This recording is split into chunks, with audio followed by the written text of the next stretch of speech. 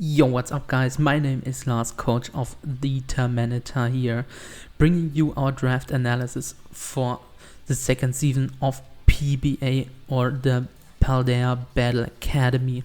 We had a budget total of 115 points and 25 points for Terra Captains, with a lot of top tier bans on that, and we were 6th pick out of 12, which isn't the greatest position, I'd say, because like we can't really get that many good cores with that, but let's see what we did with it anyway. So as our first pick that I got is a Sneasler, and that isn't just a regular Sneasler, this is a Terra All Sneasler, which is completely broken, because we can definitely Terra out of our 4x weakness to psychic type moves, which is crazy to be honest, and can even gain immunities against one of our biggest weaknesses, which are ground types too. With Terra Flying Acrobatics, we can definitely nuke through certain teams with ease. With Direclaw, we can sleep many opponents, hopefully, if that procs. And yeah, the thing is just an absolute menace, and we can U-turn out of bad matchups too, which is also pretty crazy. And we can easily sweep with Unburden too, if we can get that to work. And yeah, it's just a Sneasler. I think you guys might know what this guy can do by now. It can also get up some toxic spikes, which is really crazy to wear down our opponents even further. And yeah, I'm super stoked to use this in Wi-Fi. I love this thing. I drafted it like twice before now, and it never disappointed, and even got me kill leader in one league too, which is absolutely crazy. Then next up we have Spectre, which lasted again to round 2, which is absolutely crazy. It got buffed so much this gen. With Draining Kiss and Psychic, it's just absolutely crazy, and I'm super stoked to use this in combination with Sneasler, because Sneasler can definitely wear down the checks of Spectre very easily with Toxics and stuff. And yeah, the thing will absolutely nuke through certain teams.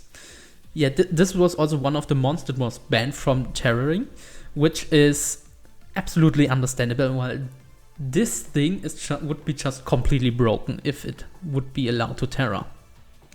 Yeah, it is just crazy. Then as our next pick, I thought we might need actually some hazards and maybe a ghost and psychic switch in. So we got ourselves a Ting Lu. I love the thing. It is incredibly bulky and super frustrating to play against. And before we had to face it with our Spectre, I thought, let's just take it. It's just super good. It has so many great defensive utilities, and it can even do some massive damage with its 110 attack. It can nuke through, even through Ferris, it can nuke very easily with Heavy Slam, which is absolutely crazy. And gives us a lot of defensive backbone out of our team, which our team was fairly lacking with. And yeah, Spectre also really appreciates the spikes and stealth rock support. Then is our next Pokemon. I definitely wanted a good steel type for once, so I don't know why it lasted that long. Probably because of its many nerfs like Eruption and loss to Toxic, but we got ourselves Heatran. I don't know why it lasted this long. Probably because of new toy syndrome. But yeah, this thing is crazy. I love it. And it partners super well with Ting Lu to resist its ice weakness. And yeah, it can definitely it is definitely a great hazard setter as well. So Ting Lu doesn't need to run dual hazards every week. So the thing can definitely let Ting Lu do its thing better. Then next up, what do you do when you spend so much points like we did right now? I think we set like at 53 points already because we spent so much. So why not spend even more points on a Pokemon that was still there in Mew?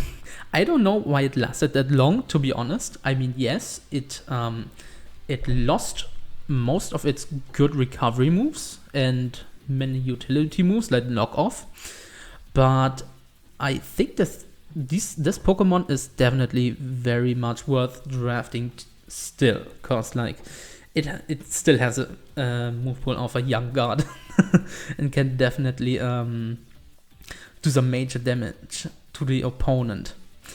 And yeah, with one of our later Pokemon, we might even be able to get it up reliably. So you might think it might have still good recovery. So as our next Pokemon, I actually got sniped. I wanted Florges first, but it didn't last that long. But honestly, I already guessed that it wouldn't actually last that long because it was very cheap at 9 points only.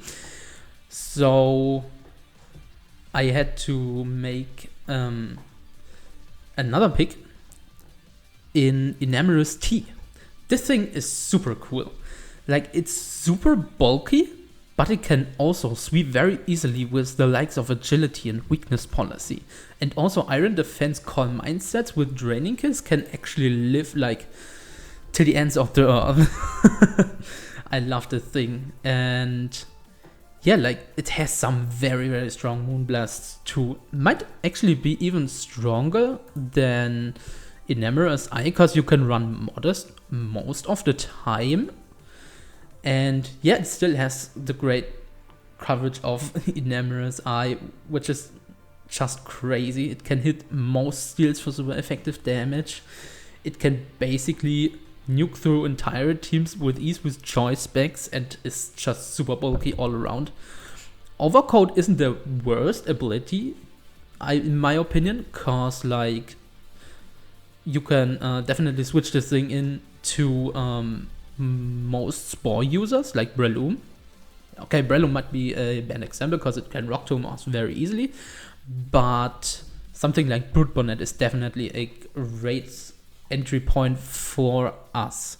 Then our next Pokemon is definitely the glue that our team needed in Alomomola. This thing is just basically there to get our bulky Pokemon back up if they get low, and it can do that even more freely because Baton Pass is actually allowed, not with Stat Pass or Sub Pass, but in conjunction with Wish we can definitely get our mons safely up. And this thing can actually Terra too, because we were spending points like crazy, and our Terra Sneasler cost us 17 points at this moment, and I think 4 points Terra for Alomomola is actually quite good, especially if we can Terra out of our Grass and Electric weakness and might get up a last-ditch effort Wish to one of our teammates, which could actually save us the game very easily. It's a little bit passive, but I think maybe with Terra Blast, maybe we can actually do a little bit of damage. Then next, our team right now is very, very hard countered by hazards, and that's not great right now, because something like Tinglu really doesn't appreciate if 3 layers of spikes are up. So we got ourselves your boy Serena, or your girl. Yeah, it's just very reliable in getting up its rapid spin and U-turning around, which our team definitely appreciates with Spectre, etc. And yeah, the thing is just super reliable. I love it. And next up, I really wanted a dragon type, and maybe even one that could give us another hazard removal because our team was fairly lacking in that department right now. So I wanted Cyclister first, but that wasn't the case in the actual draft then, because it got taken right before us. So I got ourselves Neuwern, which is, I think, a good replacement for it, because it's actually even a little bit faster than that. Doesn't have Regenerator, the best ability in the game, but I think that's okay. I think Frisk is still super valuable in the draft setting. And yeah, just having this fast default that is also pretty bulky is pretty nice. And it can spam Hurricane to its heart's content plus Dragoon. That is some pretty solid coverage, and you can't really underestimate that 97 special attack, because that can still OKO many Pokemons, especially with its good coverage. And yeah, it definitely gives us another great momentum user for our team to get in our bulky and offensive mons. Then, as our second to last pick, I actually picked up a super cheap Pokemon that only cost 2 points for some reason, and that was Komala, another rapid spinner for our team.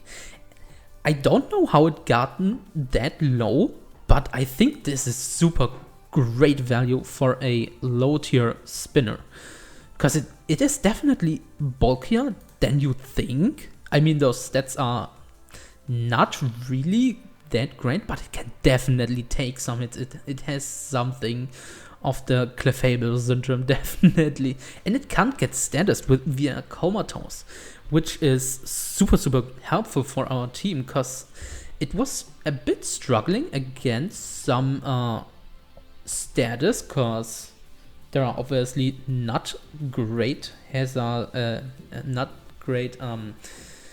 status sponges this gen, especially with the lack of Heal Bell and Aromatherapy. But I think this is definitely a great Pokemon for that department of course.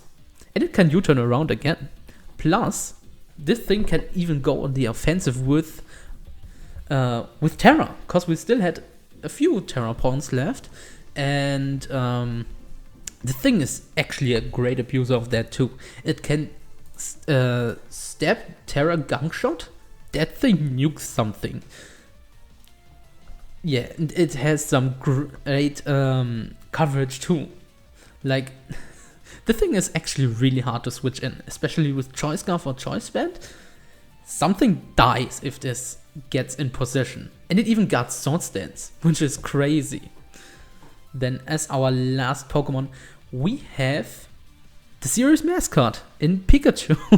The thing said at one point, and yeah, it was super cheap again. And it even fit in right perfectly with the speed tiers, because I really wanted a 90 base Pokemon, so certain Pokemon definitely can't run Modest. And I think you have to respect Pikachu this gen, especially with Terra.